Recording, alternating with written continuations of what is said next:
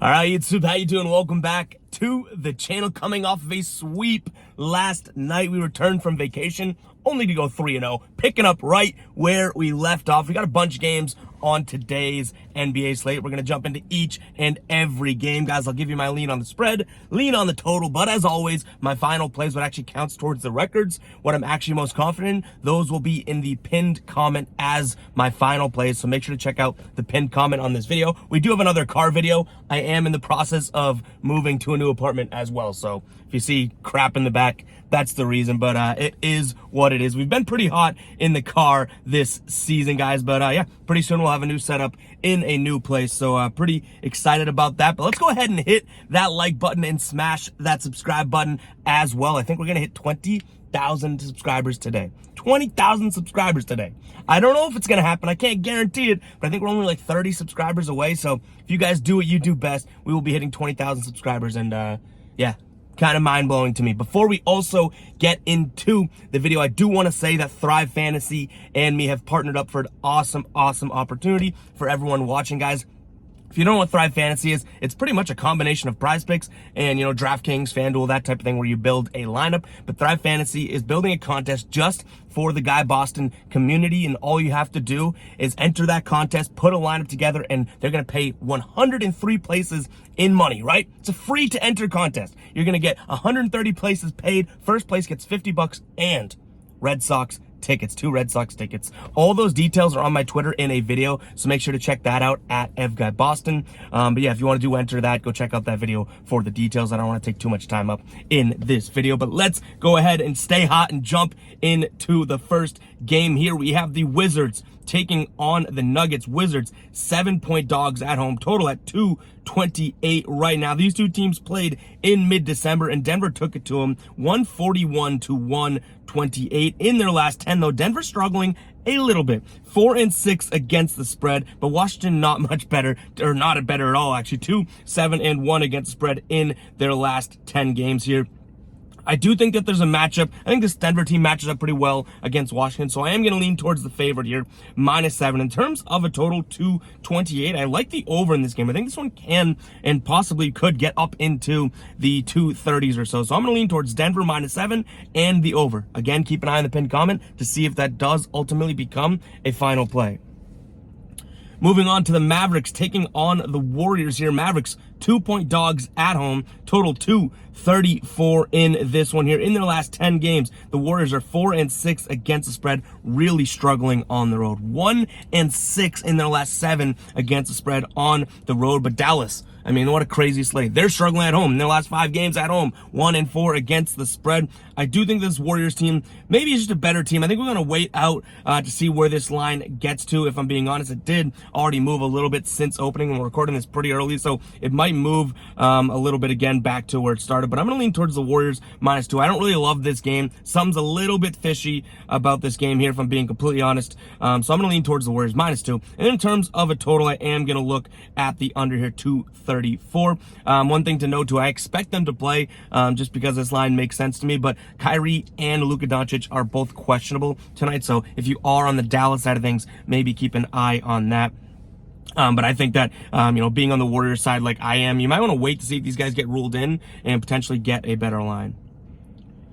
Moving on, we got Toronto taking on the Pacers. Toronto 8.5-point favorites at home, total 234 here. These two teams played in early January. Indiana as underdogs won 122-114. They're 5-5 against the spread in their last 10. Positive on the road, 4-3 in their last 7 here. Toronto, though, killing it at home, 4-0 against the spread at home in their last 4 home games. 6-3-1 against the spread in their last 10. Tyrese Halliburton is questionable, and then for Toronto, Scotty Barnes is questionable here. Toronto coming off of a loss against Milwaukee, but they pushed that game. They're 7-point underdogs. They lost 118-111. Prior to that, they had covered 3 straight games, against decent competition. I will say that is a huge number. I'm going to lean towards the Pacers if Tyrese Halliburton is in, plus the 8.5 points. That even looks like it could be a good teaser spot. If you can get like an 8-point teaser, 16.5 points on the Pacers there. And then in terms of a total, I like the under there as well. I don't love that under. I don't know if that becomes a final play, but I am going to lean towards the under.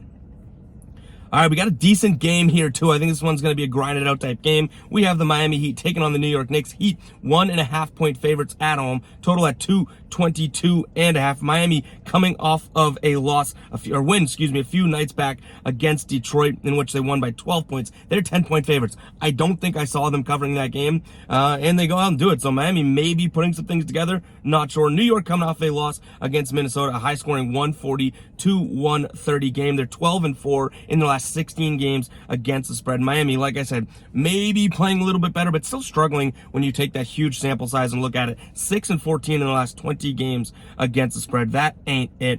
They're 4-6 in their last 10 against the spread here. I think that New York just has what it takes. I know that sounds corny, but if you look at these two teams this season and you're telling me one of them has it, it's going to be the Knicks right now. Do I think this is going to be a close game? Yes. But luckily, we do only have 1.5 points here of a spread. And Knicks are actually getting points. So I'm going to lean towards a team that just honestly is playing better basketball. Definitely against the spread. But honestly, I think overall second half of the season. And then in terms of the total 222.5, I think that this one's going to go over. Because again, I think the Knicks are going to control the game. And if I'm wrong about this, then the total's probably wrong too. The Heat control the game, then it's probably going to go under. But I do think the Knicks control the pace of the game. And the Heat are going to try and score with the Knicks.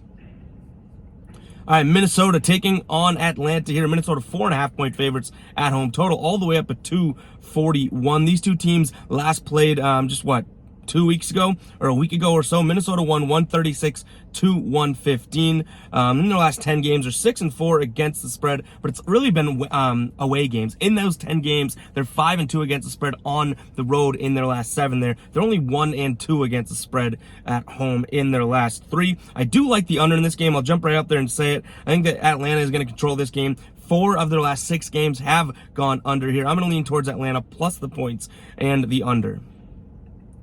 All right, guys, moving on. We got Memphis taking on the Rockets here. Memphis 13-point favorites, 230 total. I've said the same thing about these big spreads. The NBA is really, really unpredictable right now. And this Memphis team, I don't think they deserve to be 13-point favorites over the Rockets. So by default, I'm going to lean Houston. Now, I don't know if that becomes the final play. I try to explain this in videos. Maybe I take a couple minutes to explain it here. Hopefully you guys don't mind a little bit of a rant. But I'm just going to be me on the camera versus a computer going through the games.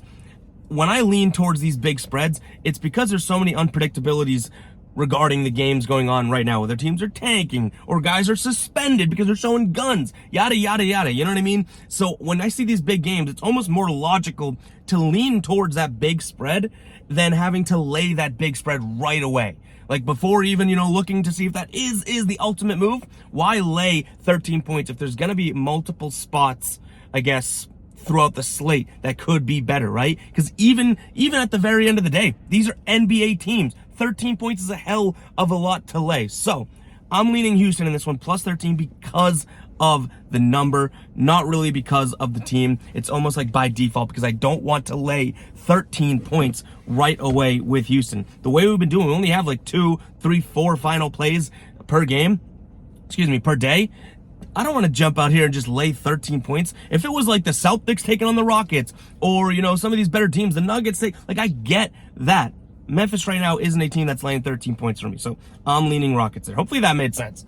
I might sound stupid, but hopefully that made sense. Just too big of another number. And then in terms of a total 230, I guess over in this one. If I think it's going to be a closer game than the spread predicts, over.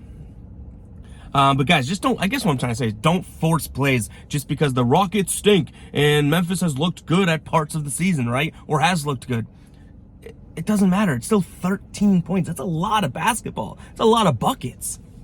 All right, Chicago taking on the Sixers. By the way, I'm picturing it now. It's going to be like a headline. Memphis wins by an all-time margin of like 102 points. I'm going to look like a dummy over here.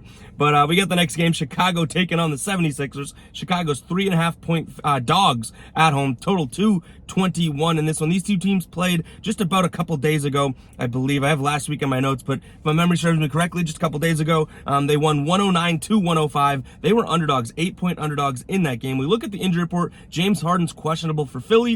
No major injuries. Alex Caruso is questionable for Chicago here, but Philly had won 8 straight games prior to losing to the Bulls And I think, I mean, the one thing that I will say, Philly obviously the better team, but the Chicago team, man, kind of surprising with how they have been playing. They've won 3 straight games. They've covered 5 of their last 6 games. I don't think this is a very good Chicago team, but they're beating good teams. They beat in the last, what is it? How many games do we have here? In the last 6 games, they've beat Denver.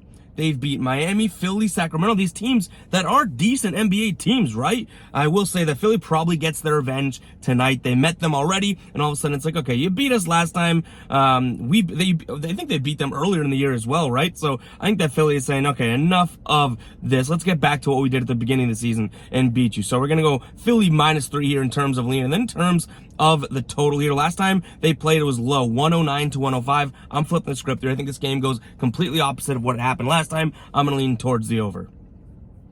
All right, Bucks taking on the Spurs. Bucks 17.5-point favorites over the Spurs. It's exactly what I'm talking about. This is such a huge number, like huge. How could you lay 17.5 points? If anything, it's an avoid for me. I don't really want to lean Spurs. They've given up, but I can't lay 17.5 points as the Bucks. That's absurd in my mind. So I'm going to lean Spurs plus 17.5. Total is 236 in this game. I guess this one goes under. Again, these Rockets games, these Spurs games, when the Pistons play, so unpredictable. But I'm going to lean Spurs and the under in this game, guys. Not much analysis to go into that. That's such a huge number. Do the Bucks win this game? Yes. You want a money line pick for a -1 million? Yeah, sure, the Bucks win it. Jazz taking on the Trailblazers. Jazz 5-point favorites at home. Total 234 in their last 10 games. Jazz playing well. 7-3 against the spread in their last 4 at home. 3-1 against the spread. Portland 3-7 against the spread in their last 10. They're struggling just a little bit in their last 6. They're 1-5 against the spread. Utah playing decent basketball as of late, certainly against the spread, but they've won 4 of their last 5 games against some decent competition. I'm going to lean Utah in this one, minus the 5 points. Do I wish this was where it opened up at, -1? You bet your ass I do. But we have 5 now. I wish it was 4.5. That makes me way more comfortable. If you want to buy a half point, go for it. But I'm going to lean Jazz here, minus the points, excuse me. And then, in terms of a total, I actually do rarely take a total over this high, but I do like the over 234.5. Then we have our last game of the night here. We get the Lakers taking on the Suns. Lake Show +1 at home. Total 227 here. Last time these two teams played was December 19th. Phoenix won 132-104. Phoenix 0-5 against spread in their last 5 games. No Durant, obviously, and then also no DeAndre Ayton. LeBron is out, and Anthony Davis upgraded to probable. Lakers coming off of a win against Orlando, but they did not cover. I might be crazy here because they have not been playing good basketball, but I'm going to lean Phoenix in this one, minus the 1 point, and then over in terms of the total. I do think that this Phoenix team has players. No DeAndre Ayton, I get that, but it's not like they're going to necessarily need him against this Lakers team anyways. Anthony Davis is probably going to dominate him no matter what, if he were to go. So I think this is going to come down to, you have Anthony Davis and then who for the Lakers. At least on the Phoenix side of things, you do have some guys out there. Devin Booker, Chris Paul, obviously, especially being the 2 stars there. So I'm going to lean towards Phoenix. They matched up well against them last time as well. They're going to get out of this rut 0-5 against the spread in the last 5. I can't see that going 0-6. Then I like the over because 7 of the last 8 games for Phoenix have gone over. And if I believe they're going to control this game, why wouldn't I take the over there, right? But guys, that is all I have for you guys today. Hopefully you guys do enjoy the video. Hit that like button, hit that subscribe button. We are rocking and rolling. Catch you guys in the next one, all right? Peace out.